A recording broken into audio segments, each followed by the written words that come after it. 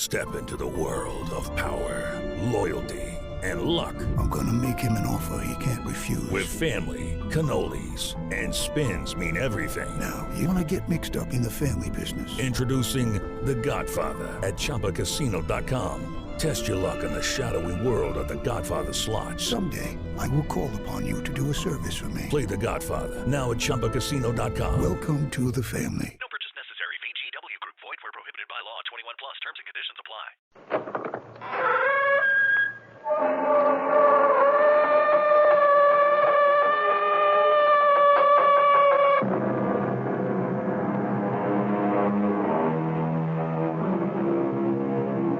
Come in. Welcome. I'm E.G. Marshall. As Mr. Ibsen says, we are all ghosts. In us are all sorts of dead ideas, all kinds of old dead beliefs. We can never be rid of them.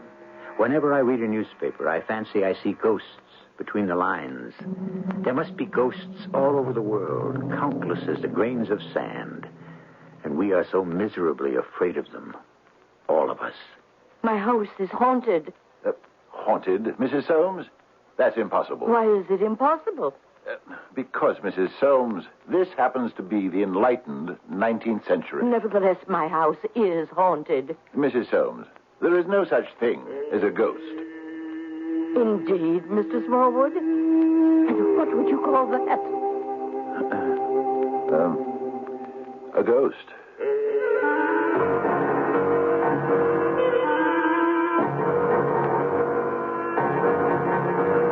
Our mystery drama, Indian Giver, was written especially for the Mystery Theater by Sam Dan and stars Fred Gwynne. It is sponsored in part by Contact, the 12-hour cold capsule, and X-Lax. I'll be back shortly with Act One.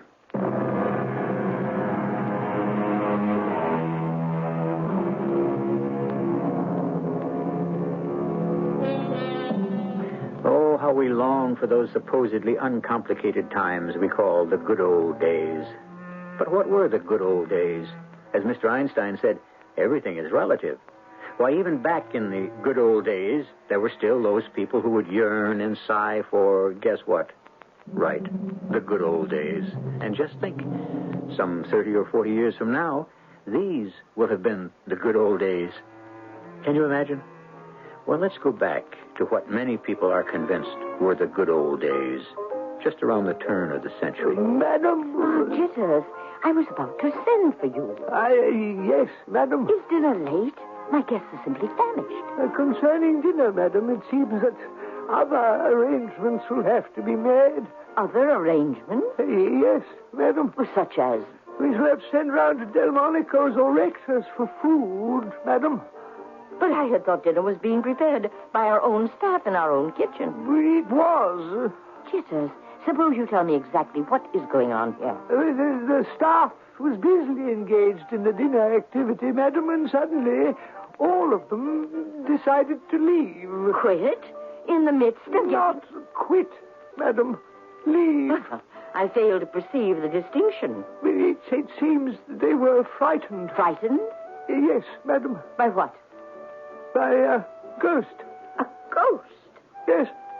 Jitters, you know perfectly well there's no such thing as a ghost.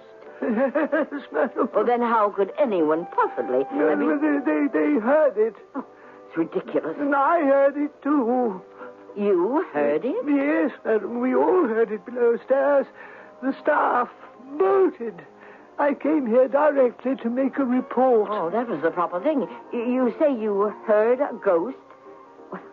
Can you describe what he said? Well, that will not be necessary, madam. Listen, you may hear him for yourself. Oh, my God. Ladies and gentlemen, my friends, please. Now, there's nothing to it. Oh, Mr. Vanderbilt, this is Asta. Mr. Frick, please, I assure you. Mr. Carnegie, it is not...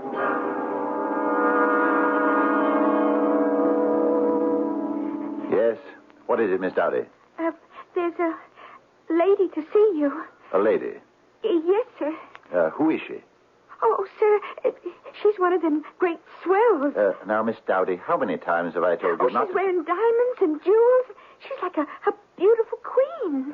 What is her name, Miss Dowdy? Her name? Yes, hang it all, her name. Oh, Mr. Smallwood, when you shout at me, Dash, blame it, Miss Dowdy. She must have a name. Oh, yes, sir, but when you shout, I just forget everything. My mind. Thunderation, Miss Now, Dowdy. see here, Mr. Smallwood. I won't have you abusing that poor girl. Oh, why, it's... I could hear you in the reception room. It's Mrs. Soames. Mrs. Victoria Soames. You've terrified this poor child. This is indeed an honor, Mrs. Soames. Taking advantage of her naivete and her innocence and the fact that she needs the job. I'm not taking advantage of her. She's taking advantage of me. She happens to be one of the handful of people in this confounded city who knows how to operate that newfangled typewriting machine. Still, Mr. Smallwood, common politeness would require... Common politeness, Mrs. Soames, is not enough. One must have extraordinary politeness to deal with Miss Dowdy. Now, my girl, back to your desk. Oh, yes, sir. Well, Mr. Smallwood, I must say you have not made a very good first impression. It is not my business, Mrs. Soames, to make good impressions, but to create favorable results. Were it not for the fact that you are highly recommended by no less a personage than the police commissioner of New York City, Colonel Theodore Roosevelt himself, I should terminate our relationship at once. Madam, you cannot terminate what has not yet begun. I require the services of a private investigator. I requested my friend and distant cousin, Colonel Roosevelt, to recommend a gentleman of spotless character, unimpeachable reputation, and immaculate integrity. Oh. And the commissioner? The commissioner suggested that I lower my sights. He advised me to settle for you. Oh, indeed. Colonel Roosevelt says that you are a veritable Sherlock Holmes. Now then, I am Mrs. Victoria Soames. Wealthy widow of the late Gustavus Adolphus Soames. Everyone knows that. And you are here to consult me because of a disturbance in your house. I would say it's of, supernatural origin. Oh, who told you? Mm-hmm. You told me. I've said not one word concerning the motive for my visit. On the contrary, Mrs. Holmes, you have been most eloquent.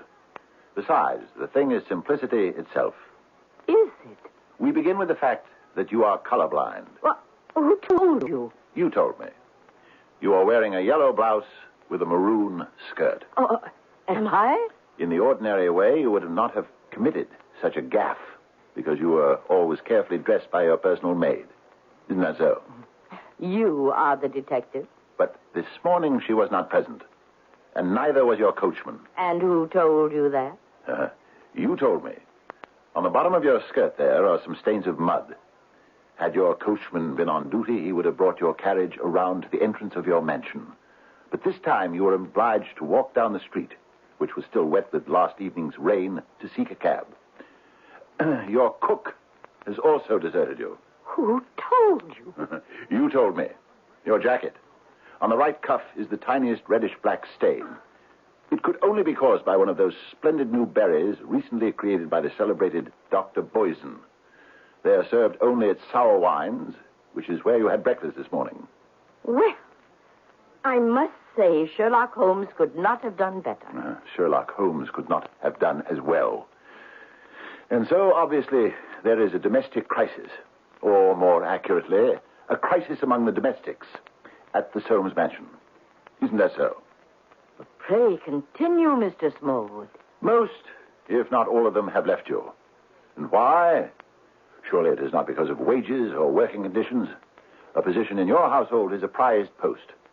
You are known as one of the most generous employers in the city. Therefore, what could cause your servants to leave the house, and all at the same time? The obvious answer, they would not leave. They would have to be driven. But what could drive them away? Why, fear. And what sort of fear? Physical, tangible fear? Unthinkable. Therefore, it must be a fear of the unknown. The unknown, the supernatural.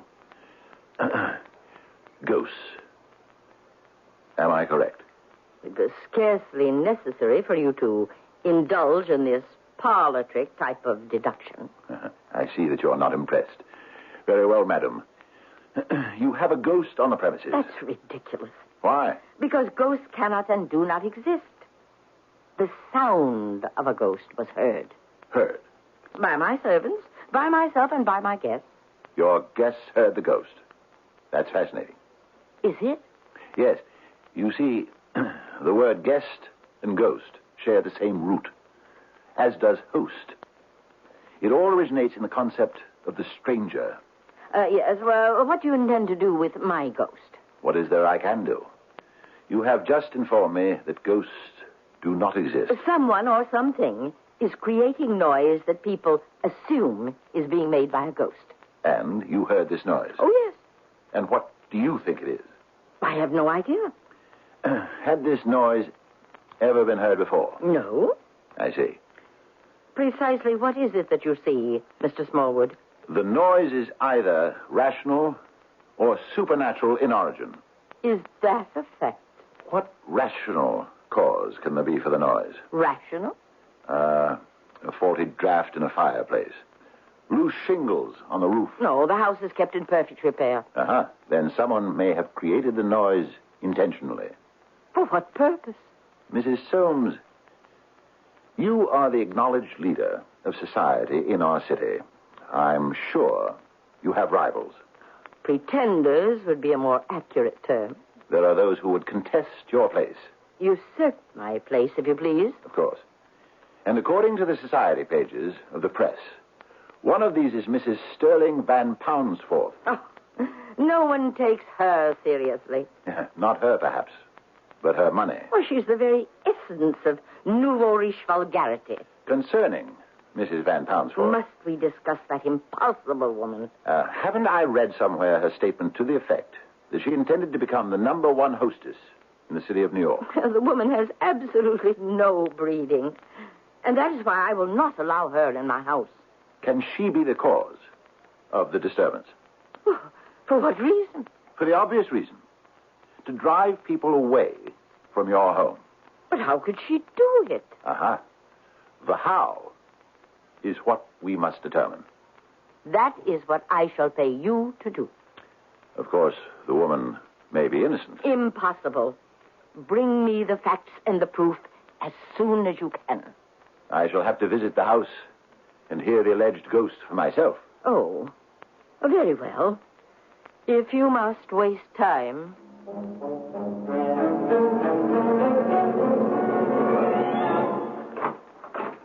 Good afternoon, madam. Jitters, this is Mr. Smallwood, a private investigator. Yes, madam. Have any of the staff returned yet? No, madam. Well, then, we shall have to see about hiring others. Yes, madam. Has the thing, has it been heard again, Jitters? Yes, madam. Constantly. And what does this thing sound like, Jitters? Well, sir, if you will be kind enough to listen. Where is it coming from? Well, it seems to be coming from everywhere. The stairwell. Downstairs. I would say from the dining room fireplace, sir. All right, Jitters. You go in there. And I'll run downstairs. I shall go with you. No, Mrs. Soames. It may be dangerous. Nonsense. It's probably that Poundsworth woman. She's probably sneaked into the house and... Oh, wait for me.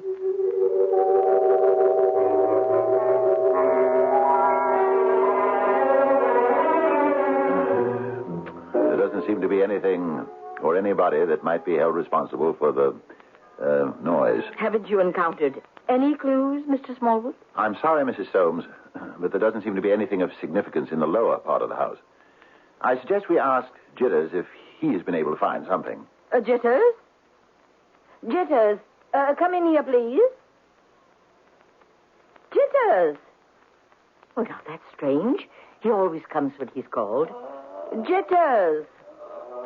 Wait, Mrs. Soames. Do you hear that? Someone is groaning. It's coming from the next room. I must advise you to stand back, Mrs. Soames. Oh, nonsense, Mr. Smallwood. Open the door. Why, it's Jitters. He's lying on the floor. Is he... Obviously, he's still alive. He's groaning. Jitters, speak to me. What happened? You can relax for a minute or two. You won't miss anything because Jitters is not going to speak to Mrs. Victoria Soames or to anyone else until I return with Act Two, at which time we may discover that a disembodied ghost may have some rather physical qualities.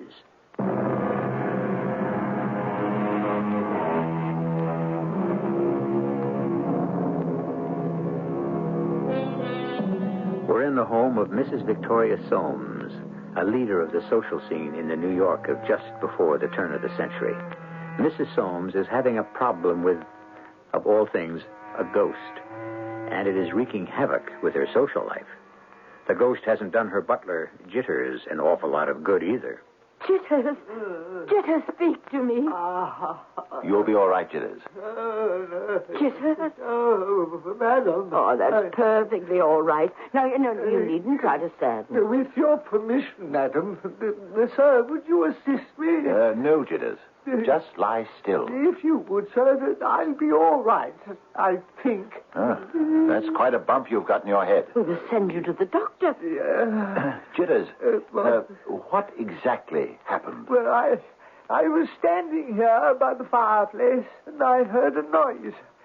Was it the same noise we all heard? Yes, but in addition to that, sir, another noise. Can you describe it? It sounded like footsteps. Footsteps? Yes, madam. And where was that noise coming from? It seemed to be coming from behind me. And what did you do? Well, I turned round. Yes? And at that point, I was aware of a sharp blow on my forehead. Did you see anything? I was vaguely aware of a form. A form? What sort of a form? Well, it was just a kind of a thing, sir. There was this sudden shape, and then I felt a blow. Was the blow administered by the shape? I would assume so, sir. Then the blow had to be administered somehow, with a hand. Well, I couldn't say whether whatever it was had a hand. Was there a blunt instrument of some kind? I couldn't say, sir. Well, very well, Jitters. That will be all. You may go. Thank you, sir. Well, what have you discovered? We may not be dealing with a ghost. I could have told you that. On the other hand, we may.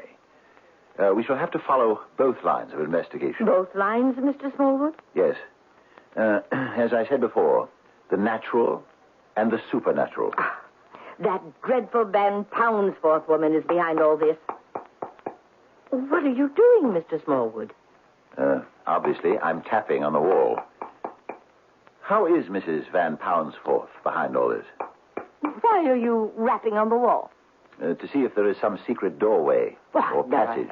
I never heard of any such thing. To support the theory of a rational explanation, there must be some secret means of entrance and egress for whoever is making these ghost-like sounds. Don't you agree? Oh, this is your hypothesis, Mr. Smallwood. He could have only gone out the front door. The rear entrance is on the lower level, where we were. We, then, should have met him as we were coming up the stairs. Then he did go out the front door. Did he? Come. Step this way. You see? See what? The front entrance. Jitters opened the door to let us in. Then he locked it again. You can see the chain is set. Now, the intruder had no way of letting himself out and then locking the door from the inside. Oh, well, this is rather like one of those puzzles, isn't it? So, if we do not find a secret passage of some sort inside this room, then... Yes? Then? Then we must reluctantly conclude that the disturbance is of a supernatural origin. Oh, I can't have that. I'm sorry. But no one will ever come here. Hold on. What is it? This panel in the wall. It seems to... It's moving. It's part of a door. Small door. Well, we found it. Let me shine my pocket torch inside. Why, it's a room. A small room. Yes. But it doesn't seem to lead anywhere. Unless there's a secret entrance from here into another passage. Why would anyone just want a small room behind the wall? As a hiding place, perhaps. A hiding place for what? Mrs. Soames, who built this mansion? My late husband's family. Back in colonial times. Please, forgive me for asking, but could they have been engaged in smuggling? Smuggling and worse, I shouldn't be surprised. Then this could be the story of the secret room. Mr. Smallwood, something that should be obvious, even to you. I am the victim of a plot on the part of that notorious Van Poundsforth woman. But how is she doing it? She had hired someone to steal in and out and make that horrendous noise. But there is no way for that person to get in and out. Are you telling me that we did not hear the voice? No, Mrs. Soames. Are you telling me that Jitters was not assaulted? No, Mrs. Soames. Well, are you asking me to believe in ghosts? There must be a way of getting in and out without being noticed. With your permission, Mrs. Soames, I shall search the entire house.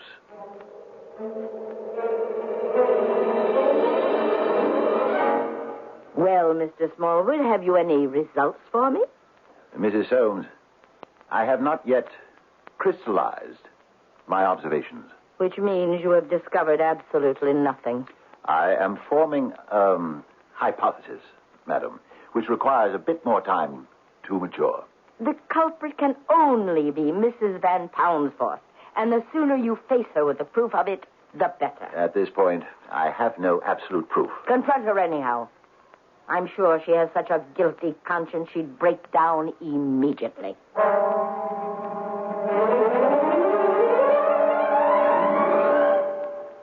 Mr. Smallwood. I was expecting you. Indeed, Mrs. Van Poundsforth. Oh, let's do away with indeed. There are no reporters around, and this society palaver is enough to break my jaw. Oh, see? You were going to say indeed again. Let's just relax, huh? Why were you expecting me? You know, behind your fancy suit and that highfalutin conversation, I can see Jersey City. I don't see how that is germane to the... Well, I'm from Newark myself, but I don't try to hide it. That's what's killing this Victoria high horse, Soames. You still haven't answered my question. Oh, why was I expecting you? Elementary, my dear Watson, as it says in the books. She sent you here. Uh-huh. What makes you think she would do that? Oh, climb off it. It's a plot, don't you see? Now, I'm trying to give her place the reputation of a haunted house so it'll keep the other swells away. That's what she told you, right? Well, are you? Oh, what's in it for me?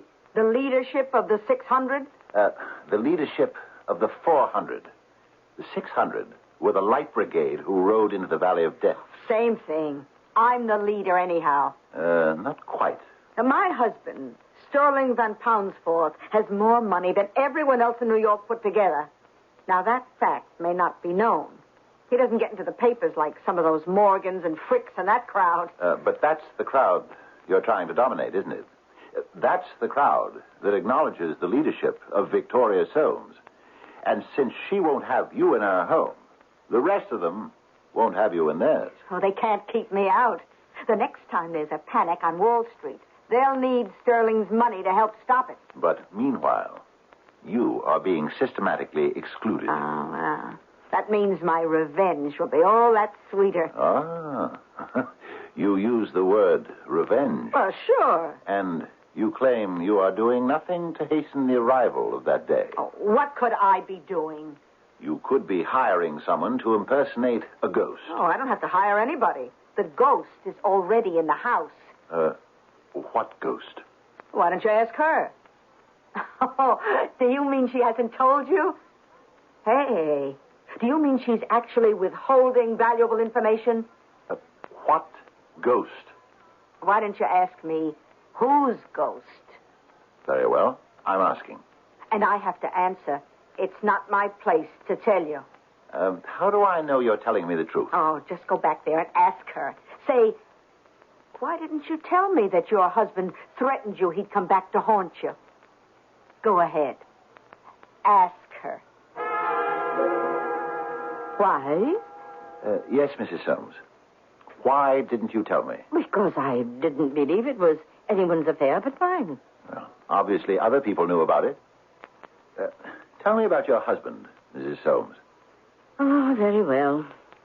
Gustavus was a very shy and retiring person. He could trace his family back to Governor Peter Minuit's time, when this was the Dutch settlement of New Amsterdam. Uh-huh.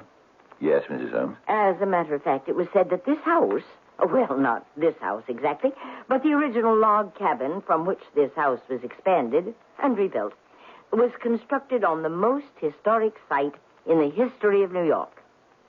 Do you know what that was? Suppose you tell me. On this very ground, the most famous financial transaction in history took place.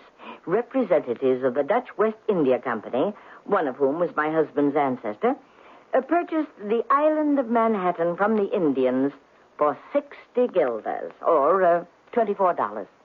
History has yet to determine who received the best of that bargain.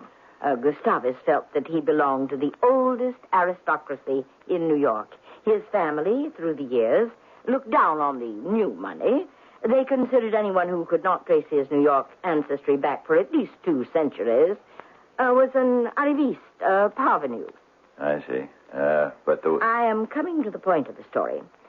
He knew my fondness for society, and he said to me, Victoria, I did not permit those vulgar steel and railroad and stock market millionaires in my home while I was alive, and you shall not have them here after I am dead. I see. To which he added, if you open the doors to those get-rich-quick parvenus, I shall come back to haunt you. Uh-huh. But, Mrs. Soames, that explains the ghost. Does it? He threatened to come back to haunt you. And now, evidently, he has. That isn't true. It isn't. If I wanted to believe that, I wouldn't have hired you. But we not only heard the ghost, we even know who he is. A ghost cannot be a he. Very well. It. A ghost cannot be a he or a she or an it. A ghost is nothing. A ghost does not exist. Oh. You were saying, Mrs. Soames.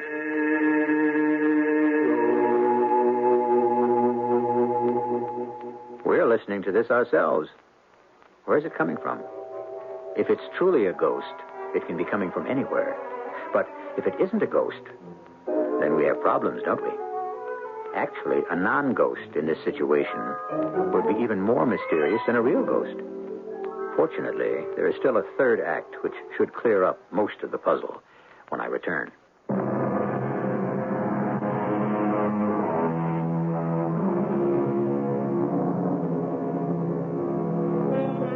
True love is like ghosts, said the poet, which everyone talks about and very few have seen. Well, we have seen some instances of true love, and while we haven't actually seen any ghosts, at least on this show, we have heard some. As a matter of fact, at this very moment in her mansion in New York City, some 80 years ago, Mrs. Victoria Soames and private investigator Spencer Smallwood are listening to what can only be a ghost. See if you don't agree. Yes, you're right. Please, Mrs. Soames, be quiet. But it's him.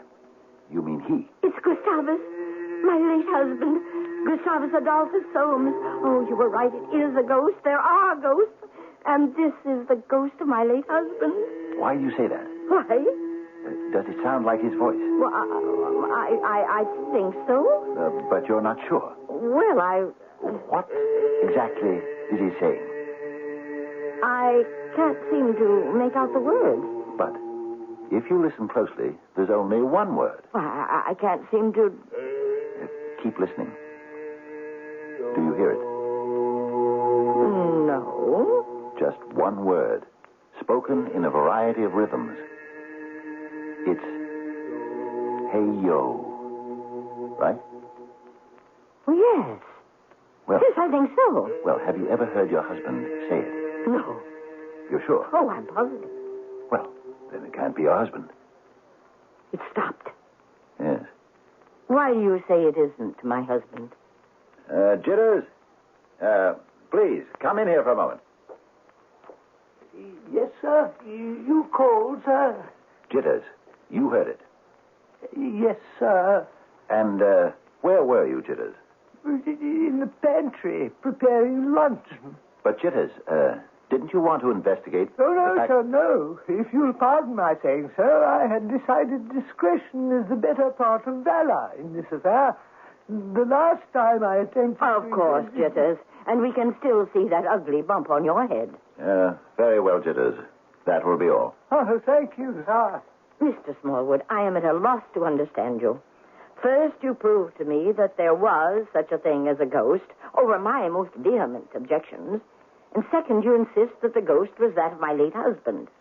And now that I believe you, it seems you've changed your mind. One must be flexible at all times. Well, if it is not the ghost of my late husband, whose ghost is it? As to that, I still have not... I know. You still have not completed your hypothesis. You still have not crystallized your thinking. Admittedly. But I am well on my way. Well, on your way where? My dear Mrs. Soames, who knows where any of us is truly headed?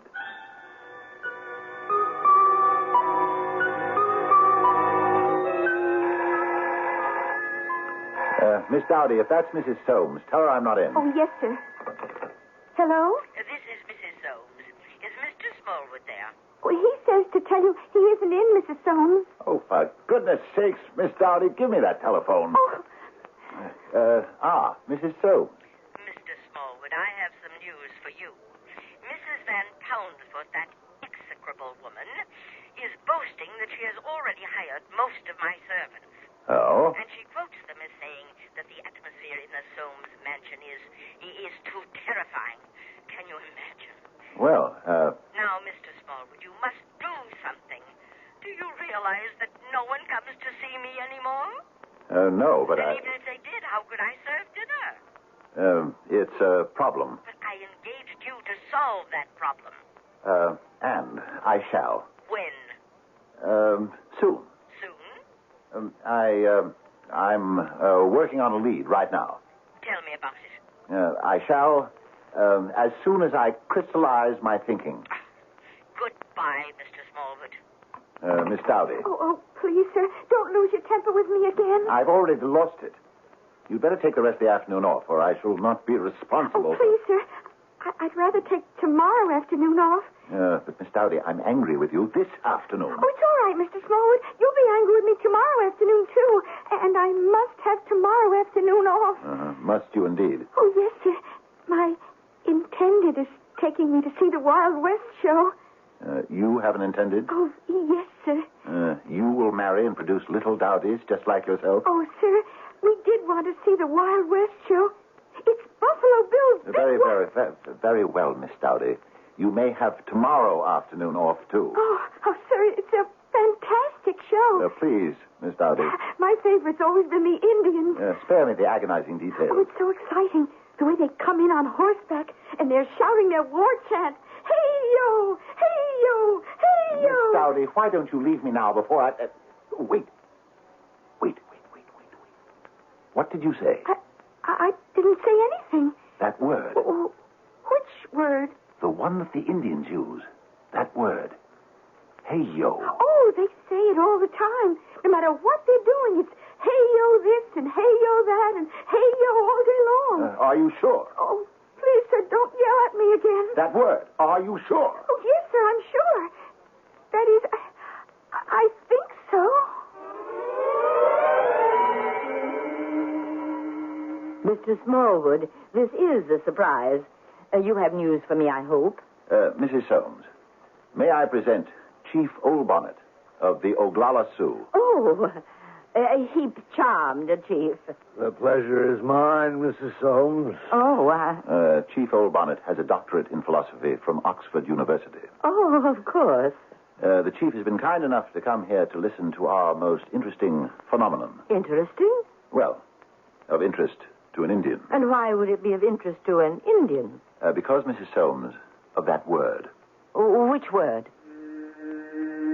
Listen. You hear it, Chief? It's the ghost. Yeah. Mr. Smallwood. Please, Mrs. Soames. But you must do something. But we are. What are you doing? We're listening To what? to the ghost. What for? He stopped. Maybe he'll go away? No, I do not think so, Mrs. Soames. What are you saying?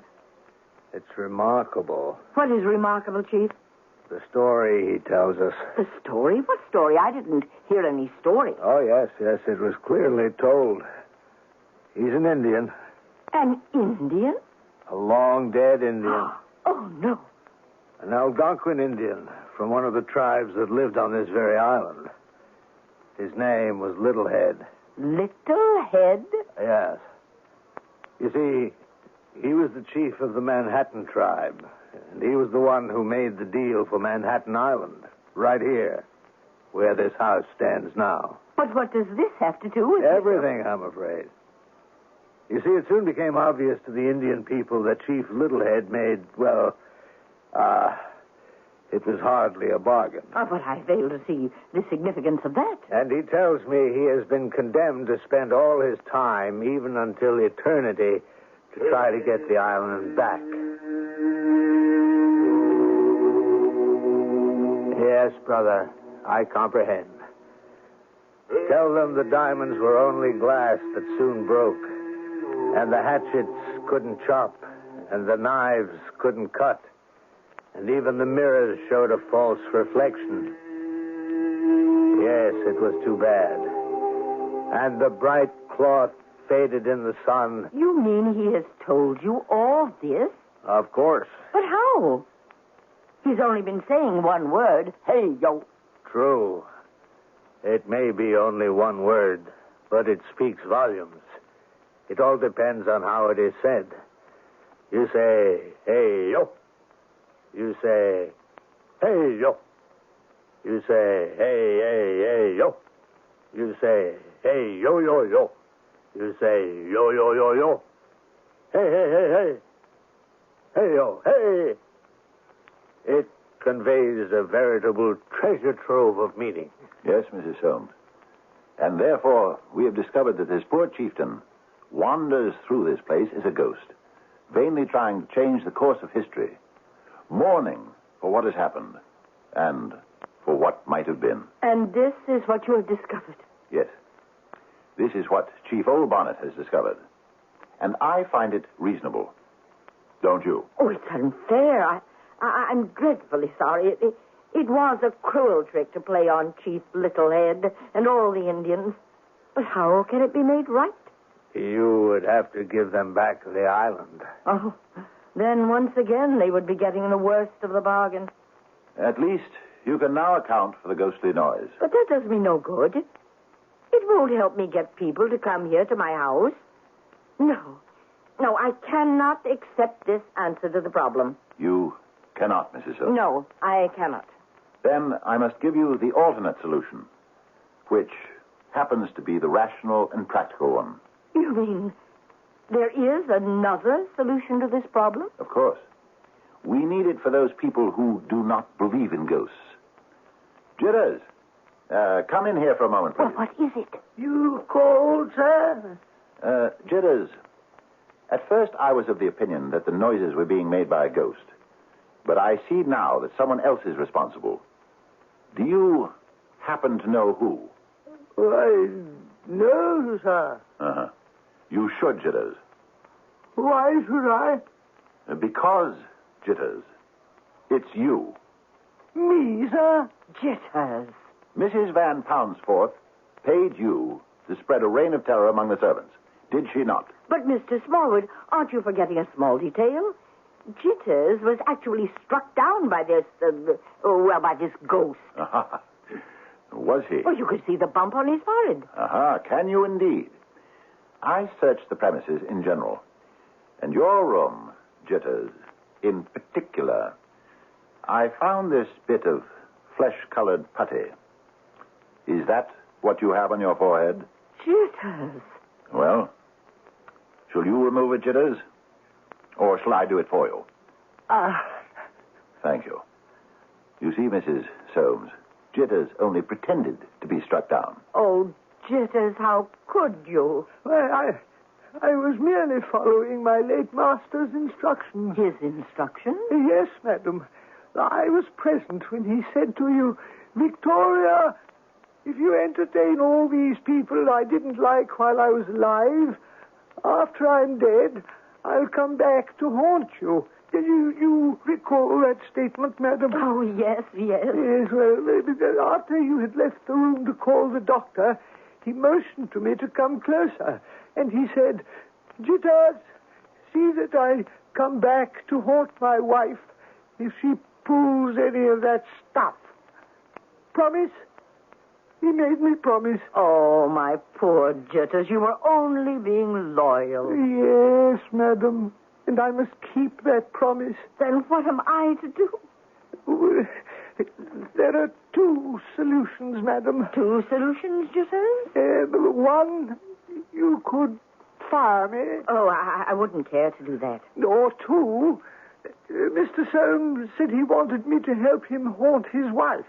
But if you were to marry Mr. Smallwood here, you would no longer be Mr. Soames' wife, and his wishes would no longer be binding. What a smashing idea, Jitters.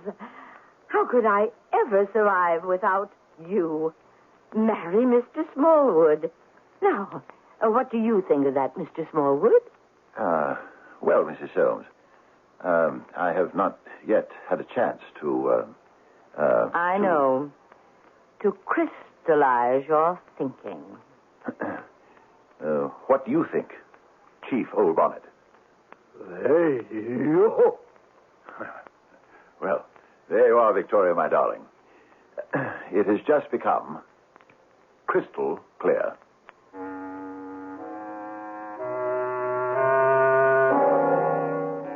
Well, if you've been paying attention to the oldest rule of all in the science of the mystery story, you'd have arrived at the ending at the very beginning. And what is that rule? Why, the butler did it. Well, we have some other deeds to announce shortly. I guess I'm lucky. My family's always been healthy. Oh, a touch of constipation now and then, but we've got X-Lax for that. Today, more American families trust X-Lax than any other brand. When you need a laxative, you can count on X-Lax for relief in the morning. For occasional use only as directed. Why X-Lax? My family trusts it. That's why. Now, you can relieve the misery of itching fast. Bicozene Cream has the fastest anti-itch drug you can buy without a doctor's prescription. Use only as directed. Get Bicozene.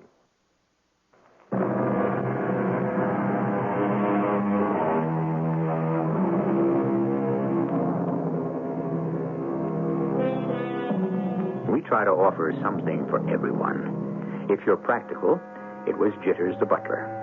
If you're supernaturally oriented, it was the ghost of an Indian chief. Maybe it was both. Or maybe it was the ghost of the late Gustavus Adolphus Soames. Maybe it was all three.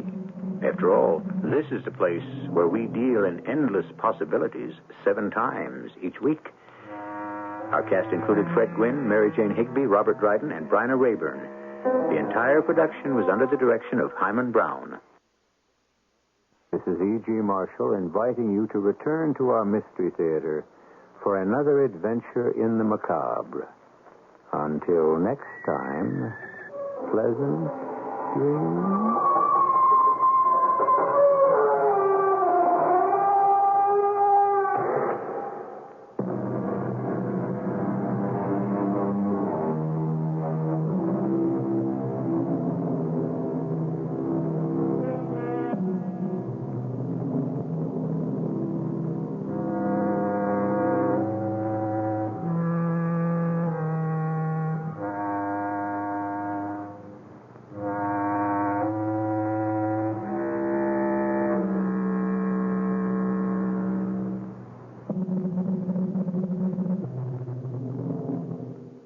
Step into the world of power, loyalty, and luck. I'm gonna make him an offer he can't refuse. With family, cannolis, and spins mean everything. Now, you wanna get mixed up in the family business. Introducing The Godfather at ChumbaCasino.com. Test your luck in the shadowy world of The Godfather slot. Someday, I will call upon you to do a service for me. Play The Godfather now at ChumbaCasino.com. Welcome to the family. No purchase necessary. VGW Group. Void where prohibited by law. 21 plus. Terms and conditions apply.